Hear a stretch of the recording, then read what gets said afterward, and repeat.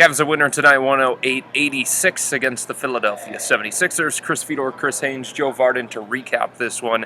Guys in the locker room after the game, there was a bit of a celebration, a dance party going on. Of course, they weren't celebrating a win against Philadelphia. I mean, 27 other teams can do that this year, 28 other teams can do that this year. But they were celebrating the return of one guy, Kyrie Irving, something that the Cavs have been waiting for.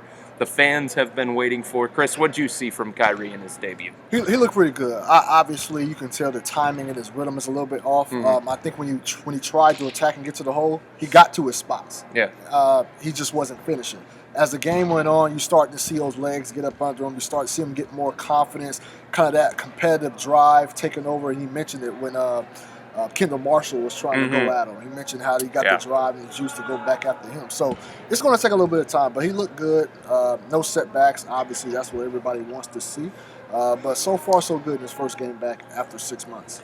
Joe, the real question becomes, to me anyway, how do the Cavs proceed moving forward with Kyrie back in? How do they reintegrate him into the offense? And how does it look when it comes to Kyrie, Kevin Love, and LeBron James, the big three, trying to be all on the same page and get it going at the same time? Well, it didn't really work with all three of them last year, and they were still the best team in the NBA in the second half. So it's not mandatory. But at the same time, for harmony and maybe to beat the Warriors in the finals, they do need to better share the ball, better have Kevin involved. And that means some kind of relenting a little bit on the part of LeBron and Kyrie. Tonight, when they're beating a team by 100 or whatever, you can't really tell if it worked. It's going to take some time. But I guess the positive thing is that Kyrie is saying the same things that LeBron has been saying all year, which is we have to get Kevin involved as well.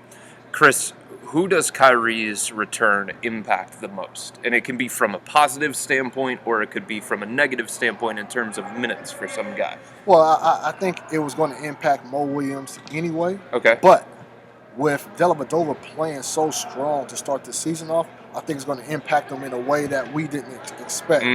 Dellavedova right now, he's the backup point guard. And I know Black can throw certain guys out there where you can have Dellavedova and Mo Williams in the backcourt together with that second unit. Right. But as the game goes on, that's when Coach Black starts to put out the guys that he trusts out there.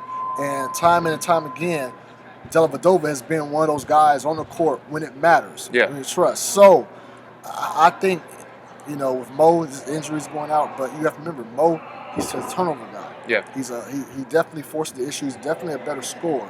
He's a turnover guy and somebody who's not as good on defense as Dellavedova. So that's why I think it's going to affect Mo Williams in a way that I don't think we expected coming into the season. See, to me, that's the very interesting thing because for so long with Matthew Dellavedova, it was about his defense, it was about his tenacity, it was about his hustle, it was about those little things.